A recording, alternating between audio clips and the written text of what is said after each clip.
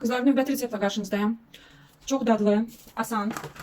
Kimin ki maya xəmiri ilə arası yoxdur. Mayasız bir xəmirdən piraşki edirəm. Deməli, bura gözə yarı vururam mən hər bir şeyi. Siz təxminən 300 qram yağ, bu yağa etmişdim dünən. Yağdan qalan torkadır. Bu torkanı da xəmirə vuracağım. Çox dadlı olur. Yağ, xama. Yenə də deyirəm, mən hər şeyi gözə yarı vururam bu xəmir üçün. Siz təxminən götürərsiniz 1 stəkan yağ, məsələn, 1 stəkan xama, 1 ədəd yumurta, duz və un apardığı qədər.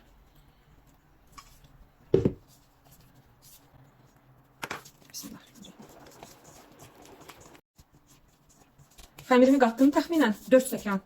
İndi undan asılıdır, işlətdiyiniz undan asılı olaraq dəyişə bilər. Təxminən 4 stəkan un əlavə elədim. Xəmirin üzərini dəsmalla örtürəm, bir 15-20 dəqiqəyə qoyuram dinləməyə. Kartofu biraz ədəva vururam. Duz, istiot və qızardılmış soğan.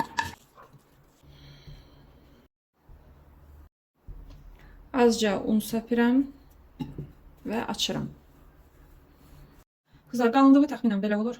Çox nazik eləmirik. Bu cür kəsən formam var mənim, mən bundan kəsəcəm.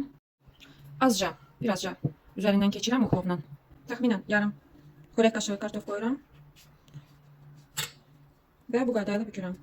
Qızlar, xəmir o qədər elastik, o qədər rahat, o qədər dadlı alınır ki, bir dəfə hazırlasaz, peşman olmayacaqsınız, hər zaman edəcəksiniz. Üzərinə ağ küncüt səpirəm və öncədən isidilmiş soba 180 dərəcəyə qoymuşam. Və budur, mənim gözəllərim hazırdır.